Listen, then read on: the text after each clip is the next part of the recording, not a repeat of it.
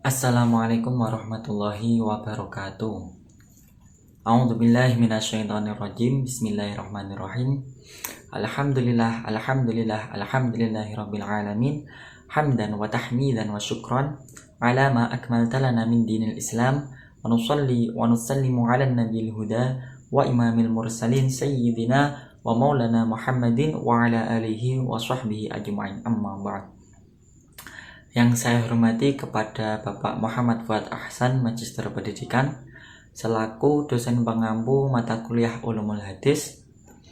Alangkah baiknya, pertama dan paling utama, marilah kita panjatkan puja dan puji syukur kehadirat Allah Subhanahu wa Ta'ala yang telah melimpahkan rahmat, hidayah serta inayahnya, sehingga saya dapat melaksanakan tugas mata kuliah Ulumul Hadis pada malam hari ini dengan sehat tanpa halangan suatu apapun. Salat serta salam semoga selalu tercurahkan kepada junjungan kita Nabi Agung Nabiullah Muhammad SAW, salah satu Nabi yang bisa mensyafaati kita semua di yaumul kiamah. Semoga kita mendapatkan syafaat beliau. Sebelumnya perkenalkan, nama saya Muhammad Rifanuddin dari program studi pendidikan agama Islam dengan nomor induk mahasiswa 230102300063 dari kelas PAIB semester 1. Di sini saya akan menjelaskan sedikit tentang takhrij hadis. Takhrij merupakan bagian dari penelitian hadis. Alangkah baiknya sebelum mempelajari pengertian hadis, kita akan mempelajari dua kata dasar yang sama dari kata kharaja, yaitu ikhraj, yang kedua yaitu istikhraj, yang memiliki perbedaan penggunaannya.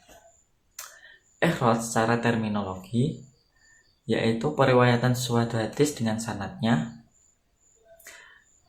dari mukharijnya, dan periwayatannya bisa sampai kepada Rasulullah jika hadis tersebut marfu, ataupun sampai kepada sahabat jika hadis tersebut mauquf, ataupun sampai kepada tabi'in jika hadis tersebut maqtu'.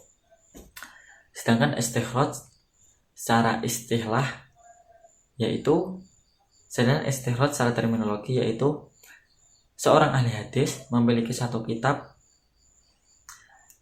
kumpulan hadis dari karya orang lain yang disusun secara lengkap dengan sanadnya, kemudian mentakhrij hadis-hadis tersebut dengan sanadnya sendiri tanpa mengikuti sanad dari pengarang kitab tersebut. Nah, setelah mengetahui dua kata dasar yang sama dengan kata kharaja, maka di sini kita akan pelajari dari pengertian takhrij hadis. Secara bahasa, takhrij berarti penyatuan dua hal yang bertentangan. Adapun takhrij secara terminologi yaitu menunjukkan keberadaan suatu hadis di dalam kitab-kitab yang menjadi sumber utama dari hadis dengan sanadnya, kemudian menjelaskan tingkatan-tingkatan hadis tersebut jika dibutuhkan. Nah, jadi takhrij hadis adalah melakukan pencarian suatu hadis di dalam berbagai kitab sebagai sumber yang asli yang dikemukakan secara lengkap sanad dan matanya. Adapun tujuan dari hadis menurut Abdul Al-Mahdi, yang pertama yaitu untuk mengetahui sumber dari suatu hadis. Yang kedua, untuk mengetahui kualitas hadis tersebut, apakah hadis tersebut hasan ataupun sahih yang diterima, ataupun hadis tersebut termasuk hadis dhaif yang ditolak. Adapun terdapat juga kitab-kitab yang digunakan untuk mentakhrij hadis. Yang pertama yaitu Miftahus Shahihain, yang kedua yaitu Al-Jami'us Shaghir, yang ketiga yaitu Hidayatul Bari ila Tartibi ahadisi Bukhari.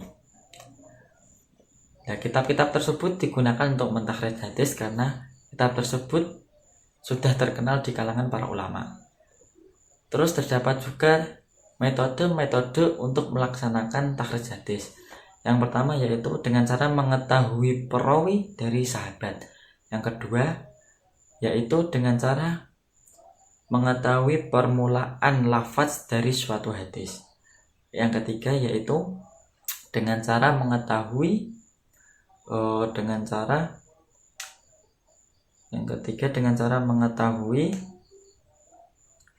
tema pembahasan dari suatu hadis. Yang keempat dengan cara melalui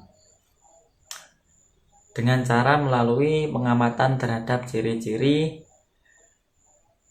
tertentu dari suatu hadis dan matan. Ciri-ciri matan atau sanadnya. Terus yang keenam, mengetahui dengan cara offline ataupun online. Sekian penjelasan dari takhrij hadis dari saya. Jika terdapat kata-kata yang kurang berkenaan, saya mohon maaf yang sebesar-besarnya. Wabillahi taufiq wal hidayah. Wassalamualaikum warahmatullahi wabarakatuh.